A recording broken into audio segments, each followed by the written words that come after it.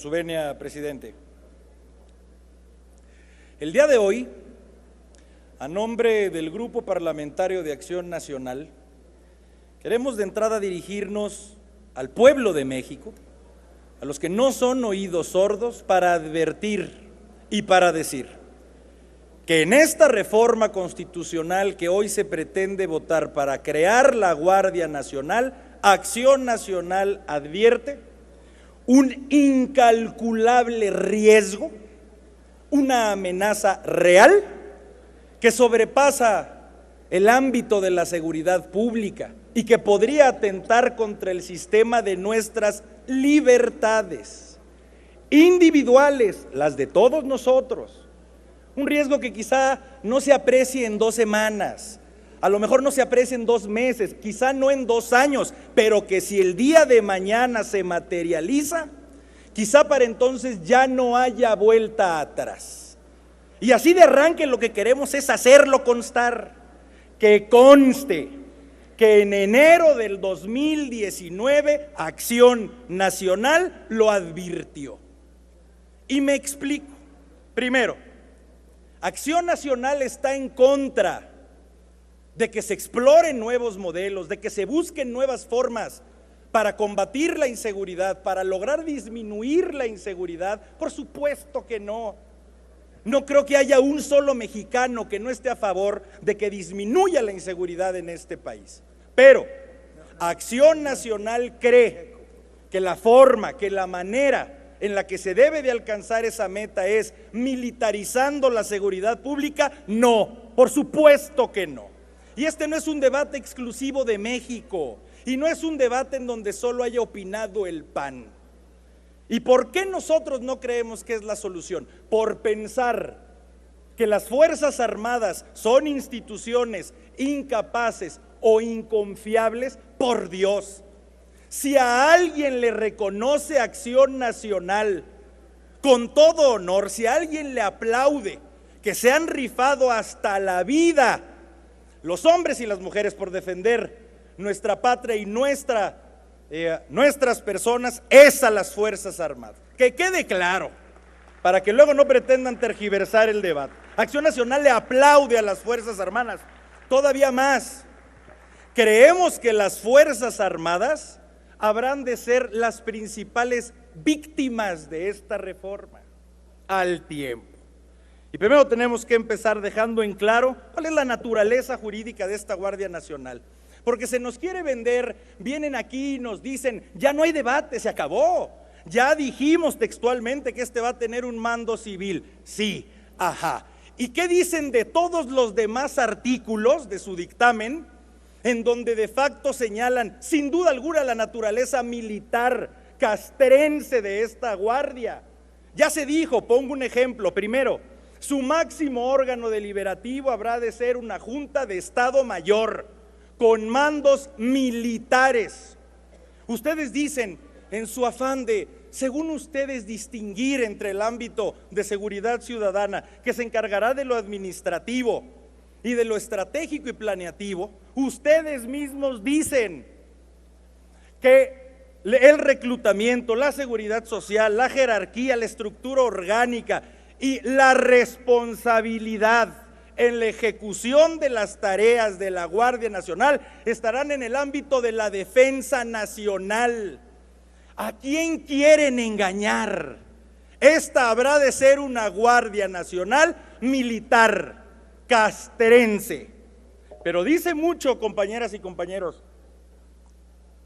dice mucho que ustedes de último momento hayan querido hacer un giro, Hace menos de una semana ustedes defendían que era militar y lo hacían con toda su energía.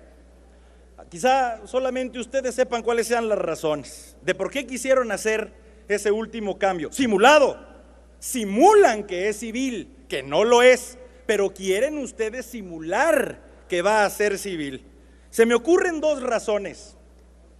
Primero, quizá para que no evidencien delante de este país cómo se muerden, cómo se cercenan la lengua, de cómo llevaban ustedes 12 años señalando en cuanta plaza pública hablaban que la militarización no era la solución, que era una estrategia fallida. ¿Cómo combatían? ¿Y cómo decían ustedes que llegando ustedes lo primero que iban a hacer era regresar a la tropa al cuartel? 12 años. Y después de 12 años, como por arte de magia, aquí andan de opinión y nos quieren decir que sí es correcto que sea civil, cuando no lo es, lo simulan. Segundo, si ustedes admitieran, si se quitaran la careta y reconocen que esta es una propuesta de Guardia Nacional Militar, entonces quizá podríamos entrar al debate de fondo. Entonces quizá ustedes nos podrían preguntar, ¿y a ti, oposición? ¿Qué te cuesta que las Fuerzas Armadas cooperen? ¿Qué te cuesta? ¿En dónde está lo malo de que ayuden en un tema tan indispensable y tan delicado como la seguridad nacional? Si ustedes así lo admitieran, entonces nosotros podríamos responderles también de fondo de cuál es la razón que tiene la oposición para no estar a favor. Y es porque sabemos, y lo han dicho los organismos internacionales, la ONU, la Comisión Interamericana de Derechos Humanos, la Suprema Corte, todo el círculo intelectual, porque esto es desnaturalizar a las Fuerzas Armadas, es romper con lo que es su esencia. Miren ustedes, compañeras y compañeros, si el día de mañana, Dios no quiere, existe una amenaza externa en contra de nuestra soberanía, entonces las Fuerzas Armadas tienen la obligación de combatir a muerte con todo el uso de la fuerza, así sea letal, a quien tengan enfrente. No es su obligación leerles una cartilla, no es su obligación neutralizarlos, no es su deber entablar tratos diplomáticos, es abatirlos. Esa es la esencia de las Fuerzas Armadas, y esta esencia habremos de criticarla. Está mal que lo tengan, por Dios. No solamente es su función, es su deber constitucional.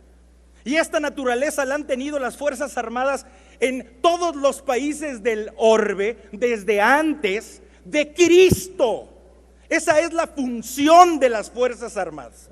Y ustedes pretenden que esas fuerzas de combate ahora sean quienes patrullen nuestras calles y generen actos de molestia y generen órdenes de aprehensión y órdenes de cateo y entren a facultades de investigación y puedan intervenir llamadas telefónicas. Ustedes quieren hacer del ejército un ministerio público, y quizá pudo haber sido una solución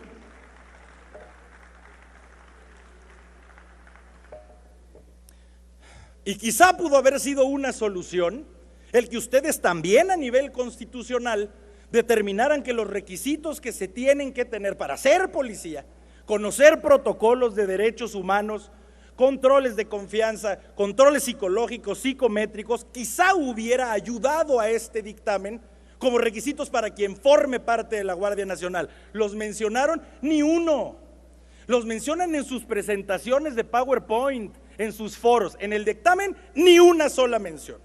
Muy bien, ¿qué es lo que sigue? Es que esa es la gran pregunta que nos hacemos en la oposición. ¿Qué es lo que sigue? ¿Con qué nos van a salir dentro de 2 o 3 años si es que esta estrategia no funciona? Ojalá y me equivoque, compañeras y compañeros. En verdad, ojalá que lo haga. Pero muchos creemos que este dictamen y esta reforma es el principio, para que después empiece el desmantelamiento de todas las demás corporaciones policíacas en este país. Nosotros estamos convencidos de que este es el origen. ¿Qué nos van a decir? Que no hay suficiente coordinación, que se tiene que tener una estructura central para poder lograr con estas metas. Y ustedes podrán decir, ¿de dónde sacas eso? No hay ninguna parte en el dictamen, no explícita ninguna, pero me doy una ligera idea cuando veo que en este dictamen no hay ni una sola mención a una coordinación con los estados o con los municipios, ni una.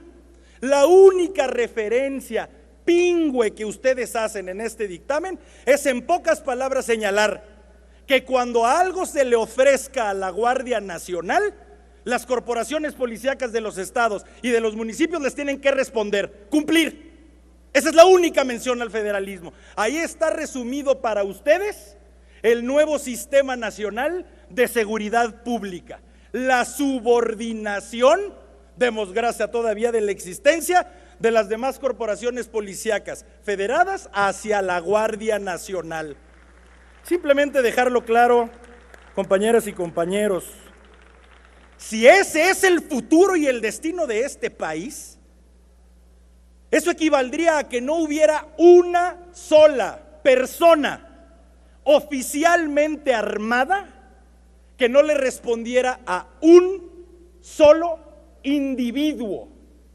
Y eso se llama totalitarismo. Y yo sé, ya se los he dicho aquí, no somos ingenuos, no somos bebés, sabemos lo que es una misión imposible con ustedes. Es imposible tratar de convencerlos de la infalibilidad del presidente Andrés Manuel López Obrador. Está bien, incluso se los digo con respeto y se los digo realmente. Ustedes sé que confían en Andrés Manuel López Obrador, en sus acciones y en sus intenciones. Muy bien, nadie se los discute. Solo déjenme hacerles una pregunta. Ya instaurado a nivel constitucional este poder en una sola persona, a nivel constitucional, luego, ¿como quién se les antoja que sea presidente después de Andrés Manuel? ¿Ya lo han pensado, compañeras y compañeros? ¿Como a quién se les antoja que se le habrá de heredar este nivel de poder? ¿O qué pensaban? ¿Que las reformas constitucionales se evaporan a los 6 años? ¿Cómo en cuánto tiempo se les antoja que se reúna una nueva mayoría calificada como la que ustedes reunieron? Si es que Dios no quiere, después sea una emergencia nacional tener que darle atrás a este régimen. ¿Cómo en cuánto tiempo se les antoja? ¿O ya llegaron al nivel de soberbia de pensar que las cosas siempre van a ser igual? Por Dios, compañeros, ustedes encarnan cómo la vida política da vueltas. ¿A quién les gusta después que sea el presidente y que tenga este nivel de poder? Esa es la gran diferencia entre ustedes y nosotros. Ustedes están en un plan por los próximos 6 años de este país, cuando todos aquí debiéramos de estar viendo por lo menos por los próximos 600 años en este país. Y concluyo diciéndoselos con absoluta claridad: si esta reforma logra que ustedes cumplan y el gobierno de la República con sus metas en materia de inseguridad, benditos sean ustedes y su reforma. Si esta reforma lo que logra es la actualización de una amenaza de totalitarismo en este país, entonces carguen ustedes con la responsabilidad histórica y social, y que sea para este país lo que Dios quiera. Es cuanto, diputado presidente.